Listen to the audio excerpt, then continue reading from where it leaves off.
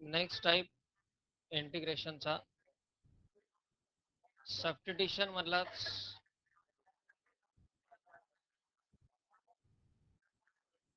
इथपर्यंतचे जे टाईप्स आहेत इंटिग्रेशनचे random combination आहेत, completely depend on fundamentals of derivatives. पहिला टाईप आपण डायरेक्ट इंटिग्रेशनचा पहिला टर्म सिम्प्लिफाय करायच्या आणि मग इंटिग्रेट करायच्या. दुसरा टाईप सबस्टिट्यूशन मध्ये डायरेक्ट सिम्प्लिफिकेशन किंवा डायरेक्ट सबस्टिट्यूशन. इथून पुढे जे इंटिग्रेशनचे टाईप सुरू होतात ते स्पेशल टाईप इंटिग्रेशनचे, म्हणजे काही पर्टिक्युलर कॉम्बिनेशन्स असणार आहेत, त्या कॉम्बिनेशन्सला कंपेअर करायचं. Given example as it is त्याच फॉर्ममध्ये असतं, फक्त व्हॅल्यूज बदलल्या जातात आणि त्यामुळं प्रत्येक ग्रुपसाठी एक सिमिलर प्रोसेस आपल्या ठिकाणी यूज करता येते. असा प्रकार डेरिव्हेटिव्हमध्ये किंवा प्रिव्हियस इंटिग्रेशनच्या टाईपमध्ये पण नव्हता, की एक पर्टिक्युलर कॉम्बिनेशन आपल्या समोर असेल, त्यात फक्त व्हॅल्यूज बदलल्या की नवीन प्रॉब्लेम तयार होतो आणि त्यामुळं त्या ग्रुपमधले सर्व एक्झाम्पल्स हे एकाच मेथडनी सॉल्व्ह होतात. सबस्टिट्यूशन मधलेच काही स्पेशल टाईप्स. यात फर्स्ट आहे तो integrals of type a sin x plus b cos x upon c sin x plus d cos x into dx.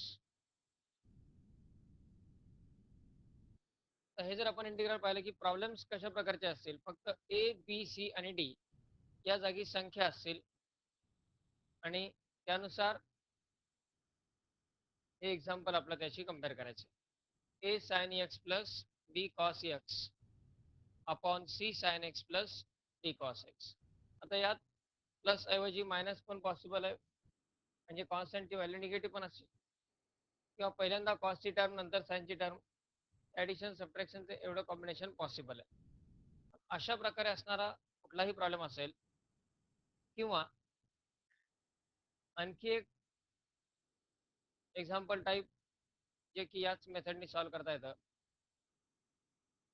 a into E raise to X plus B upon c into E raise to X plus D into D X. म्हणजे यामध्ये A B C D हे constants फक्त change होणार, बाकी सर्व term जे आहेत त्या ॲज इट इज राहतील. या दोन्हीपैकी कोणत्याही प्रकारचं इंटिग्रेशन असेल तर एक फिक्स कॉमन मेथड आहे, प्रोसिजर आहे. ही प्रोसिजर कशा प्रकारची पहा. यापैकी कुठल्याही प्रकारच्या एक्झाम्पलसाठी सबस्टिट्यूशन काय करायचं आहे, put numerator equal to a into denominator plus b into derivative of denominator. Put numerator equal to a into denominator plus b into derivative of denominator. म्हणजे यापैकी कुठल्याही कॉम्बिनेशनचं एक्झाम्पल जर असेल तर प्रोसेस काय करायची आहे, न्यूमरेटरच्या जागी सबस्टिट्यूशन काय करणार आपण, a इंटू जो काही डिनॉमिनेटर आहे तो डिनॉमिनेटर प्लस b इंटू त्या डिनॉमिनेटरचा डेरिव्हेटिव्ह. आता a आणि b हे कॉन्स्टंट असतील, वेगळे constant other than the small A B C D. Small A B C D सोडून बाकी इतर दोन कॉन्स्टंट आपल्या ठिकाणी कन्सिडर केलेले आहेत, कॅपिटल ए आणि कॅपिटल बी. हे सबस्टिट्यूशन केल्याच्या नंतर आपल्याला ए आणि बीच्या व्हॅल्यूज फाइंड कराव्या लागतात. त्या व्हॅल्यूज फाइंड केल्याच्या नंतर मग इंटिग्रेशनमध्ये व्हॅल्यू सबस्टिट्यूट करायची. यात इंटिग्रेशनला फार जास्त डिफिकल्टीज नाही आहेत, कारण मॅक्झिमम पार्ट जो असेल तो आउटसाइड इंटिग्रेशन कंप्लीट होतो आणि शेवटी फक्त एक 2-3 स्टेपमध्ये इंटिग्रेशन, तेही प्रत्येक प्रॉब्लेमचं सारखंच. इव्हन प्रत्येक एक्झाम्पलचा आन्सर फॉर्म सुद्धा सेम असतो आणि तो डिपेंड आहे फक्त या ए आणि बीच्या व्हॅल्यूजमध्ये. याचं आन्सर सुद्धा नेहमी याच स्वरूपात येतं, that is A into X plus B into log of denominator plus C. ज्यावेळी आपण हे सबस्टिट्यूशन करतो, सिम्प्लिफाय करून ए आणि बीच्या व्हॅल्यूज फाइंड करतो, इंटिग्रेशन मध्ये टर्म सबस्टिट्यूट करतो आणि इंटिग्रेशन इव्हॅल्युएट केल्यानंतर फायनल आन्सर हे नेहमीच या स्वरूपात असेल, A into X plus B into log of denominator plus C. आता हे प्रत्येक आन्सर याच फॉर्ममध्ये का येतं, एक प्रॉब्लेम कंप्लीट झाल्याच्या नंतर ते लक्षात येईल. आधी एक टाईप लिहून घ्या. For integrals of type for integrals of type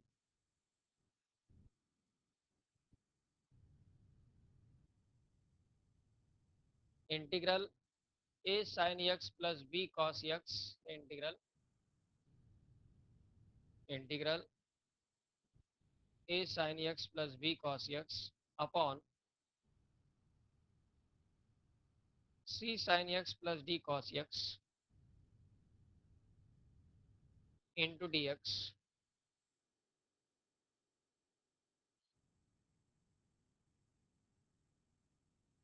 or integral a into e raised to x plus b a into e raised to x plus b upon c into e raised to x plus d.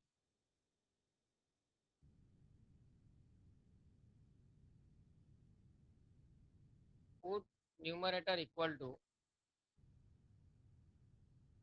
put numerator equal to a into denominator a into denominator plus b into derivative of denominator.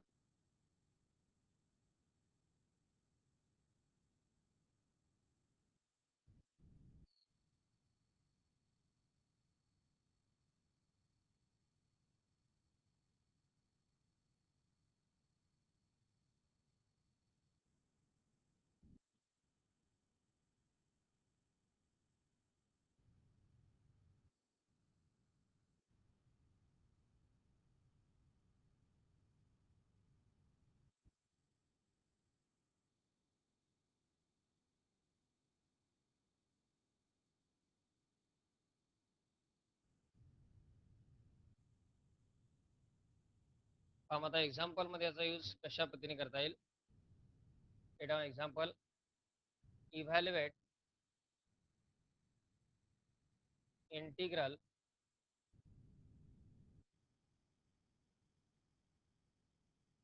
Four e raised to x minus 25 upon 2 e raised to x minus 5 into dx.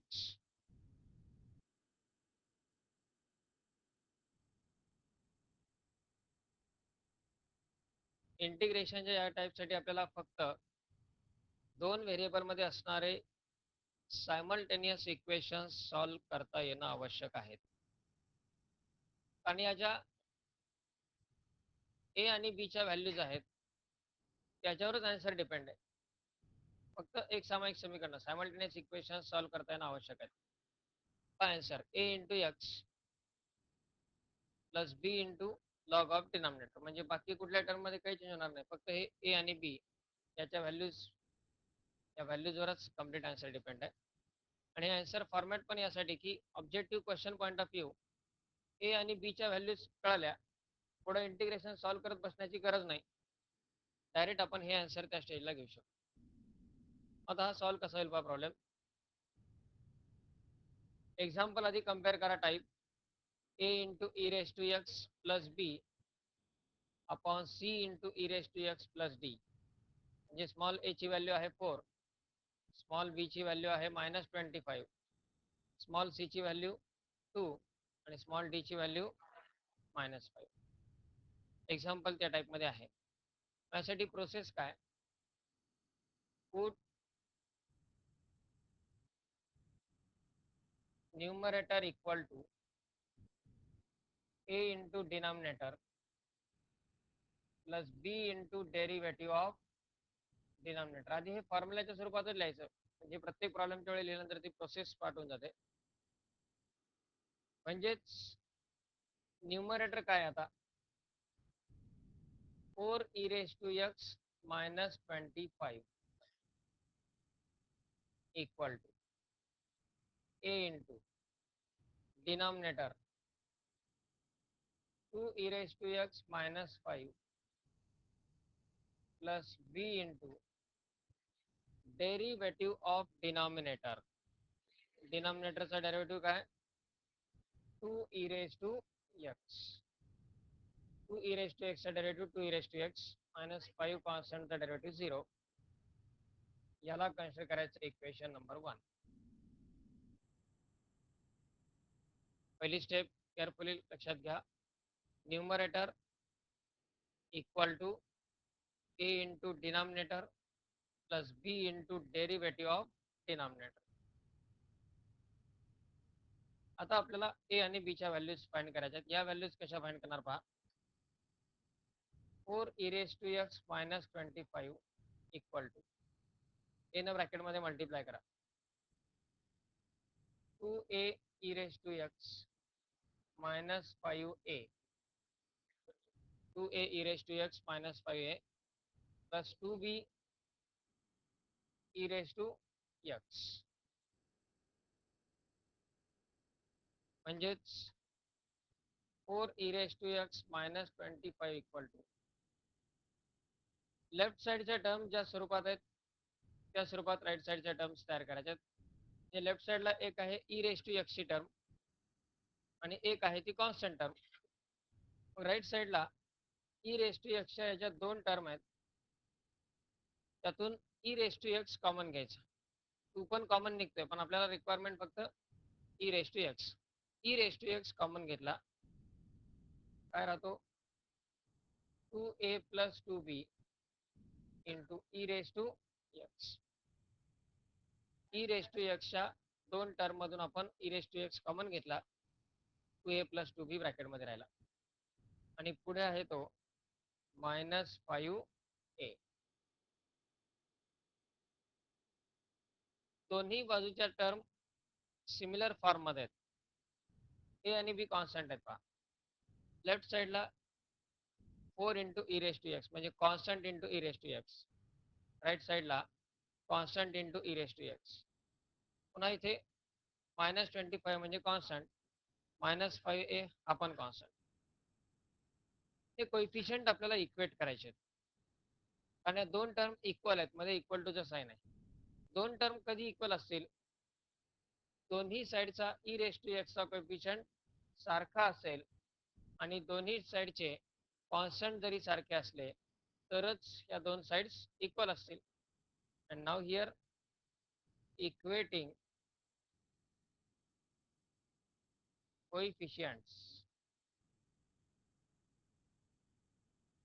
कोइफिशियंट्स equate करायचे.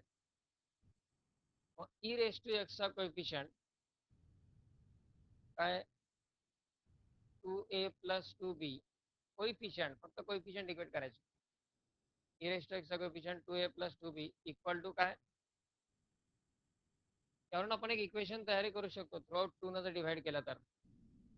म्हणजेच a plus b equal to 2. That this is equation number 2. त्यानंतर constant equate करा. Constant एक आहे तो -5a आणि या बाजूला कॉन्स्टंट आहे -20. कॉन्स्टंट इक्वेट करताना साइनचा विचार करायचा. काही वेळा पॉसिबल आहे एका बाजूला प्लस एका बाजूला मायनस असेल, ना दोन्ही साईडला प्लस पॉसिबल आहेत. -5a equal to -25 minus divide घ्या राईट साईडला, म्हणजेच a इक्वल टू काय येणार 5. एक व्हॅल्यू तर आपल्याला डायरेक्ट मिळते. ए ची व्हॅल्यू मिळाली. ही व्हॅल्यू इक्वेशन 2 मध्ये सबस्टिट्यूट करायची आणि बी ची व्हॅल्यू फाइंड करायची. म्हणजे from equation 2 5 plus B equal to 2 म्हणजेच बी इक्वल टू 2 मायनस 5 काय येईल -3. ए आणि बीच्या व्हॅल्यूज फाइंड केल्या. पहिल्यांदा न्यूमरेटरच्या जागी सबस्टिट्यूशन काय A into denominator plus B into derivative of denominator. हे सबस्टिट्यूशन केल्याच्या नंतर राईट साईडला टर्म्स ब्रॅकेटमध्ये वगैरे मल्टिप्लाय करायच्या. ई रेस टू एक्सच्या टर्म्स मधून e raise to X common घेतला. दोन्ही साईडला कोइफिशियंट इक्वेट केले. इक्वेट करून एक इक्वेशन मिळालं ए प्लस बी इक्वल टू 2 आणि दुसऱ्या इक्वेशनवरून डायरेक्ट ए ची व्हॅल्यूज मिळाली. मिळालेली ए ची व्हॅल्यू इक्वेशन 2 मध्ये सबस्टिट्यूट केली. म्हणजे हे इक्वेट करणं आणि ए आणि बीच्या व्हॅल्यूज फाइंड करणं हा पार्ट आपला केअरफुली जमणं आवश्यक आहे. इथून पुढे इंटिग्रेशन किंवा याचा आन्सर डिफिकल्ट नाहीये. Objective question point of view आपण याच स्टेजला डायरेक्ट आन्सर पण लिहू शकतो. आन्सर काय कुठल्या फॉर्ममध्ये A into X plus B into log of denominator. म्हणजे आन्सर काय येईल 5 into X -3 into log of denominator म्हणजे काय 2 ई रेस टू एक्स -5. पण हे आन्सर या फॉर्ममध्ये का आणि कशा पद्धतीने दबा मिळालेल्या ए आणि बीच्या व्हॅल्यूज आता सबस्टिट्यूट करायच्या इक्वेशन 1 मध्ये आहे. From equation 1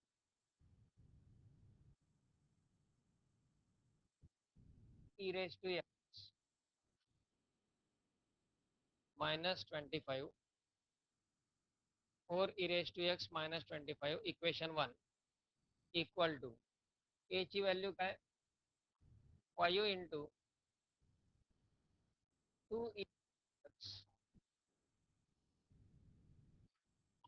2 E raise to X -5 plus B ची किंमत आहे -3 -3 into 2 E raise to X. B ची व्हॅल्यू -3 सबस्टिट्यूट केली या ठिकाणी. ए ची व्हॅल्यू 5 सबस्टिट्यूट केली. त्यानंतर आणखी एक महत्वाचा पॉईंट या ठिकाणी -3 इंटू 2 -6 होतील. पण ते मल्टिप्लिकेशन नाही करायचं, ते ॲज इट इज ठेवायचं.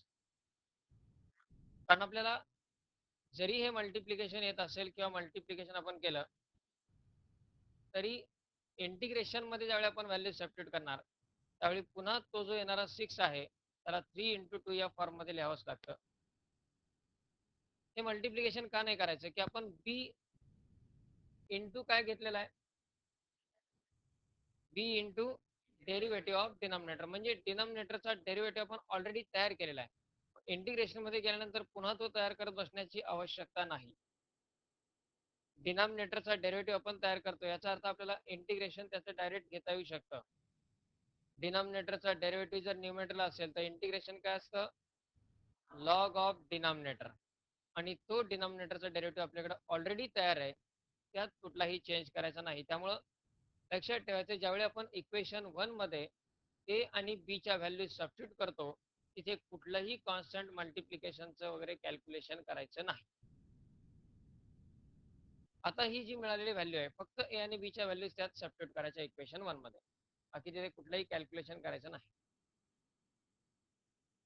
ही व्हॅल्यू आपल्याला मिळाली आहे 4 ई रेस टू एक्स -25 ची. ही व्हॅल्यू आता सबस्टिट्यूट करायची इंटिग्रेशन मध्ये. इंटिग्रेशन काय येईल 4 न्यूमरेटरला काय इंटिग्रेशन मध्ये 4 ई रेस टू एक्स -25 त्याच्या जागी ही मिळालेली व्हॅल्यू टाकून द्यायची. म्हणजे 5 into E raise to -5 -3 into 2 E raise to X divided by 2 e raised to x minus 5 into dx.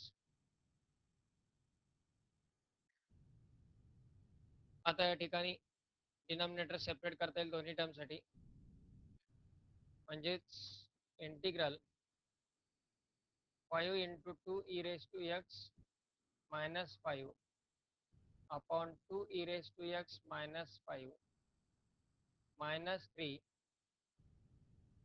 Into 2 E raise to X upon 2 E raise to X minus 5.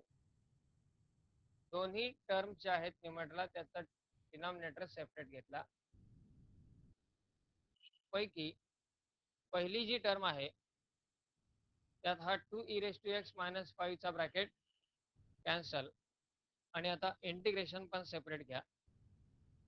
पहिल्या term मध्ये राहील फक्त 5, तो 5 outside घेतला तर राहील 1 into D x minus 3 outside घ्यायचा, म्हणजे थोडक्यात ए आणि बी हे जे कॉन्स्टंट आहेत ते आउटसाइड घ्यायचे. फक्त ए आणि बी हे कॉन्स्टंटच्या ज्या व्हॅल्यू मिळाल्या आहेत आपल्याला त्या आउटसाइड घ्यायच्या into 2 E raise to X upon 2 E raise to X minus 5 into D x.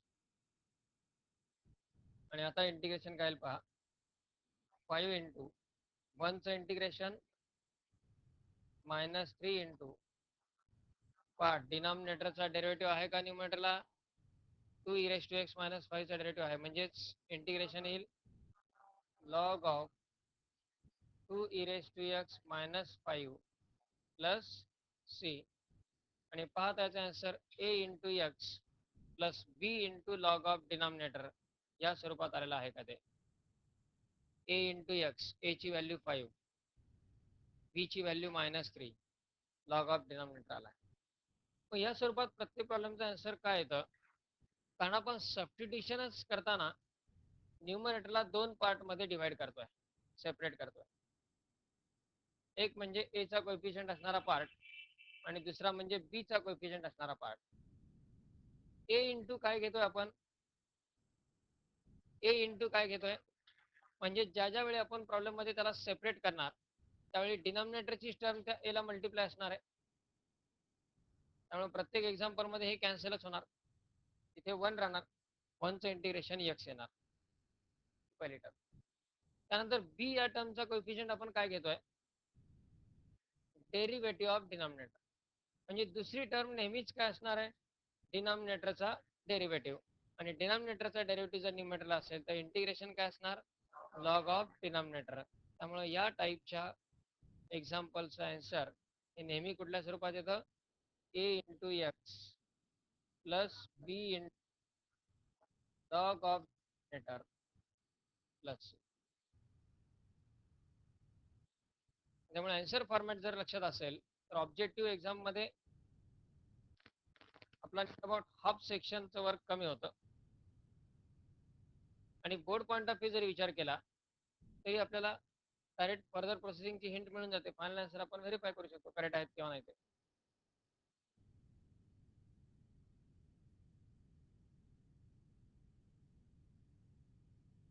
आता इझी सेक्शन सुरू झालेला आहे इंटिग्रेशनचा. पहिले दोन ग्रुप मात्र खूप केअरफुली स्टडी करायला लागतात, कारण कम्प्लीट रँडम कॉम्बिनेशन्स आहेत त्या पहिल्या दोन ग्रुपमध्ये.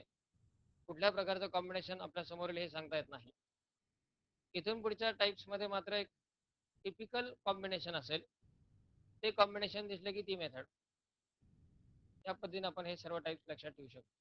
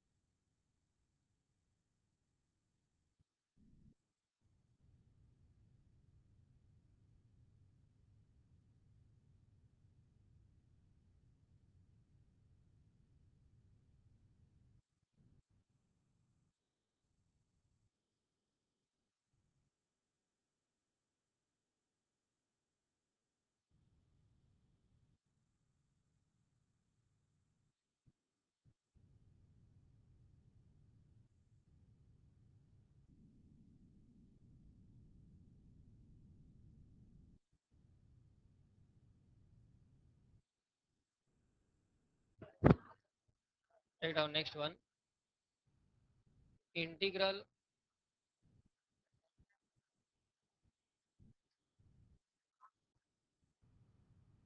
20 minus 12 e raised to x upon 3 e raised to x minus 4 into dx.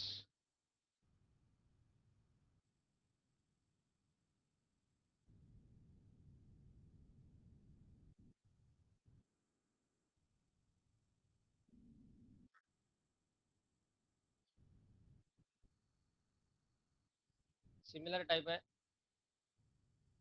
जरी e raised to x ची टर्म न्यूमरेटरला सेकंड पोझिशनला असेल तरी ही इंटरचेंज आपण करू शकतो त्यामध्ये. पण इंटरचेंज न करता आपण डायरेक्ट लिहू शकतो इथे. Put numerator equal a into denominator plus b into derivative of denominator. मग न्यूमरेटर काय?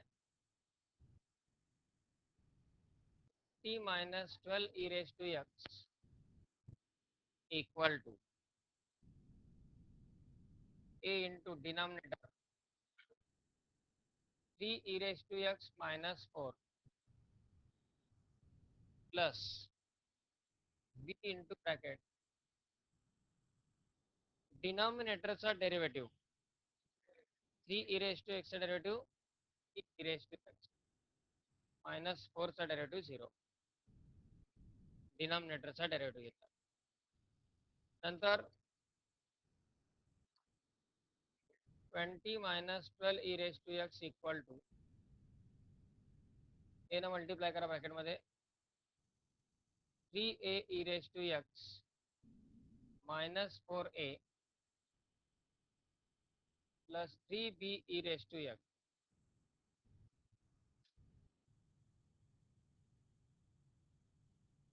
And this one is equation 1.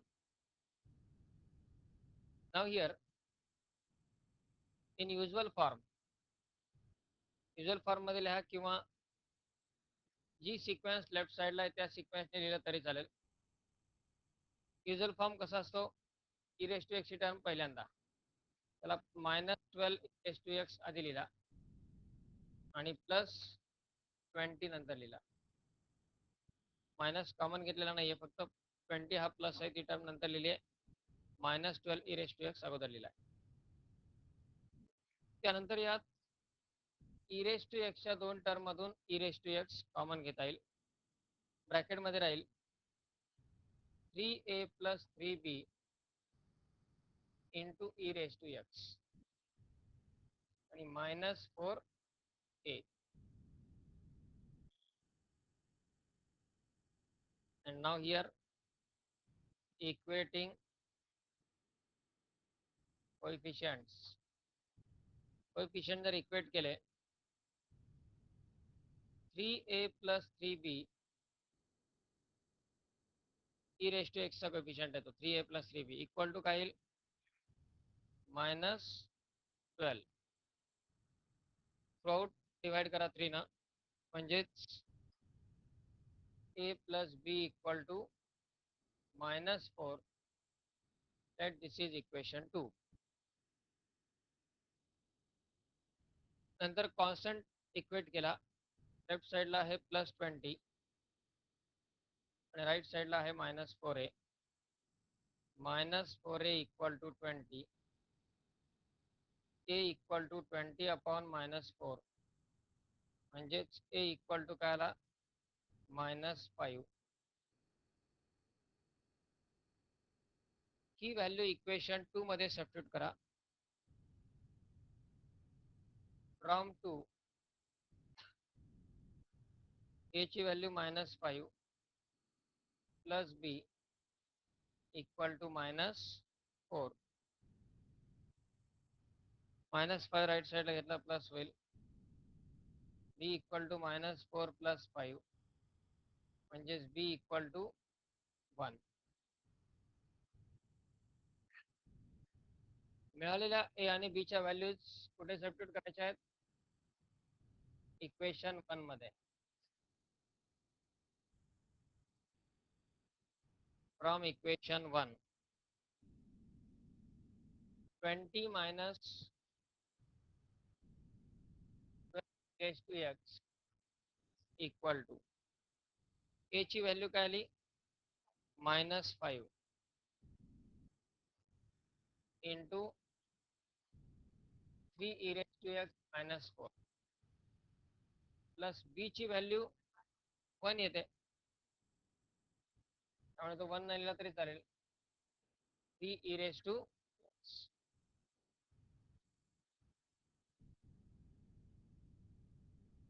He term आता सबस्टिट्यूट करायची आहे इंटिग्रेशन मध्ये. So integral becomes -3 -4 plus 3 e raised to x upon 3 e raised to x -4 into dx. तर मागचा problem first problem होता, त्यामुळे आपण थोडा जास्त स्टेप्स त्यामध्ये कन्सिडर केल्या. यामध्ये इंटिग्रेशन मध्ये व्हॅल्यू सबस्टिट्यूट केली की लगेच डिनॉमिनेटर सेपरेट, इंटिग्रेशन सेपरेट आणि कॉन्स्टंट आउटसाइड तिन्ही प्रोसेस आपण कंबाईन पण करू शकतो जर पॉसिबल असेल तर. किंवा मागच्या एक्झाम्पलमध्ये आपण आधी डिनॉमिनेटर सेपरेट घेतला आणि मग इंटिग्रेशन सेपरेट घेतलं कॉन्स्टंट आउटसाइड ठेवून. दोन स्टेप पण आपण कंबाईन करू शकतो. Otherwise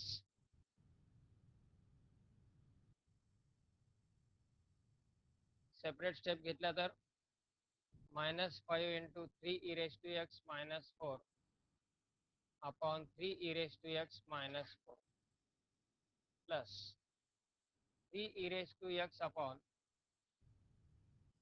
3 e raised to x -4 into dx. हा ब्रॅकेट कॅन्सल होईल. -5 इंटू इंटिग्रल 1 इंटू dx. यातला 3 नाही कॉमन घेता येणार आता, कारण बी ची व्हॅल्यू 1 आहे.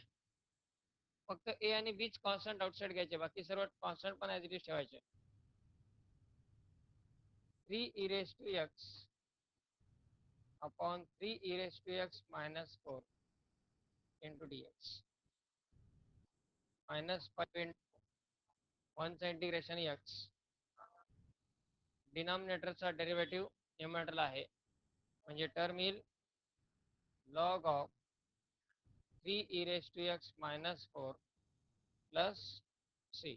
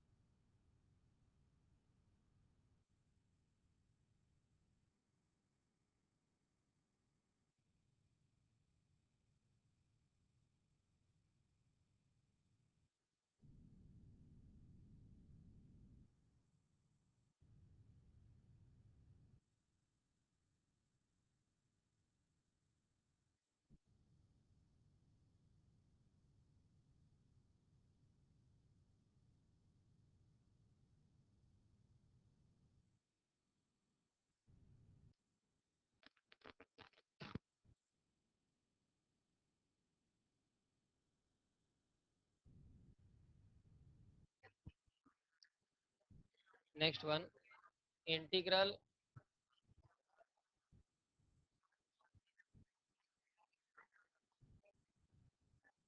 3 is to 2t plus 5 upon 4 e raised to 2t minus 5 into dt.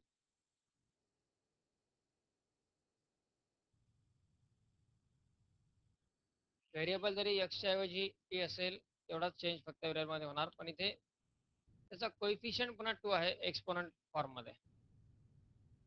पण जरी एवढा चेंज असेल तरी एक पॉईंट फक्त यात केअरफुल राहायचं की डिनॉमिनेटरचा डेरिव्हेटिव्ह जिथे तयार करतोय त्या ठिकाणची टर्म केअरफुल. आता आपण सबस्टिट्यूशन काय करतो, न्यूमरेटर इक्वल टू, त्याला दोन मार्ग आहेत. एक म्हणजे डायरेक्ट पण त्याच मेथडनी सॉल्व्ह करणे, किंवा आधी यामध्ये 2t equal to x substitute करायचा. 2t इक्वल टू एक्स, या 2 into D T equal to येईल डी एक्स. हे इंटिग्रेशन जे टी या व्हेरिएबलमध्ये ते एक्स मध्ये कन्वर्ट होईल आणि प्रॉब्लेम पुन्हा मागच्यासारखाच तयार होईल. 3 e raise to X plus 5 upon 4 e raise to X minus 5. आणि पुन्हाही आपल्याला हीच प्रोसेस वापरायची. सबस्टिट्यूशन करूनही ती प्रोसेस पूर्ण करायचीच आहे. त्यापेक्षा डायरेक्ट ती प्रोसेस करणं कन्व्हिनियंट आहे, तेवढ्या स्टेप्स कमी होतील. Numerator equal to A into denominator,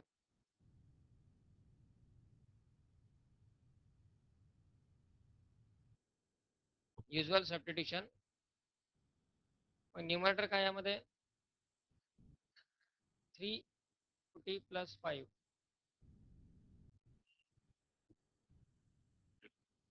3 e raised to 2t plus 5 equal to a into denominator 4 e raised to 2t minus 5 plus b into डिनॉमिनेटरचा डेरिव्हेटिव्ह केअरफुल. आता 4 constant as it is, 4 constant as it is, e raised to 2t चा derivative आणि पुन्हा या इंडेक्सचा derivative घ्यावा लागेल, म्हणजे into 2, म्हणजे 4 इंटू 2 काय येतो, म्हणजे b इंटू 8 e raised. एवढं फक्त या ठिकाणी डेरिव्हेटिव्ह मध्ये केअरफुल राहिलं तर सबस्टिट्यूशनची गरज नाही पहिल्या एका. Let this is now equation number 1.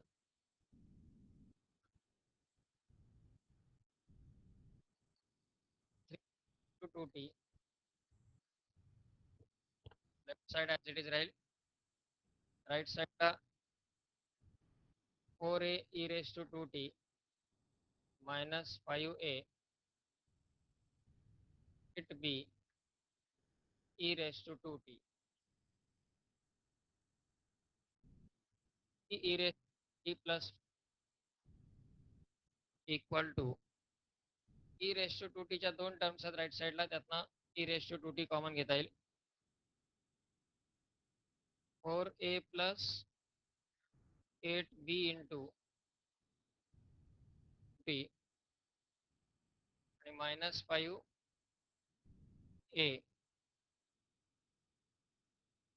Equating कोएफिशियंट्स.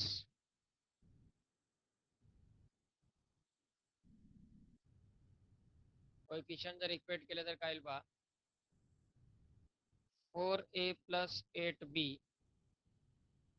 Equal to left साइडला e रेस टू 2t चा कोएफिशियंट आहे 3 इक्वल टू 3. यात काही डिवाइड होणार नाही कुठली टर्म. इक्वेशन 2, कॉन्स्टंट टर्म इथे आहे 5 equal to minus 5a, 5 cancel होईल, म्हणजेच a ची व्हॅल्यू येईल -1. त्यानंतर b ची व्हॅल्यू फाइंड करण्यासाठी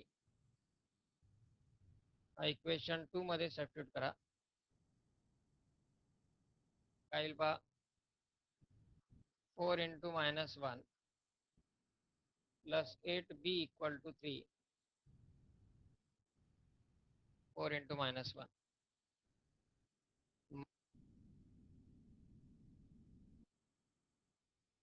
-4 plus 8b equal to 3, -4 right साईडला प्लस होईल, म्हणजेच 8b equal to 7, b equal to काय तो 7/3. 8. या व्हॅल्यूज इक्वेशन 1 मध्ये सबस्टिट्यूट करा. From 1 3 left side as it is. Equation 1 a ची व्हॅल्यू काय -1 into 4 e raised to 2t minus 5 plus b ची व्हॅल्यू काय 7/8 इंटू त्याला multiply 8 e raised to 2t he term. आता इथे 8 8 कॅन्सल करण्याची इच्छा होईल आपल्याला, पण ते कॅन्सल करायचे नाही, कारण डिनॉमिनेटरचा जो डेरिव्हेटिव्ह आहे तो काय 8 e raised to 2t तो आपल्याला यूज करायचा आहे पुढे इंटिग्रेशनसाठी. जर कॅन्सल केला तर पुन्हा पुढे इंटिग्रेशन सॉल्व्ह करत असताना काय डिव्हाइड करावं लागेल. इंटिग्रेशन मध्ये व्हॅल्यू सबस्टिट्यूट केल्यानंतर -1 आउटसाइड येईल पहिल्या टर्म मधून आणि 7/8 कॉमन येईल दुसऱ्या टर्म मधून. आन्सर काय येईल मग आन्सर काय येईल मायनस x ऐवजी इथे t plus 7/8 log of 4 e raised to 2t minus 5 plus c. a ची व्हॅल्यू -1 आणि b ची व्हॅल्यू 7/8 पण व्हेरिएबल हा x ऐवजी t येतो. फर्दर प्रोसेस कंप्लीट करायची.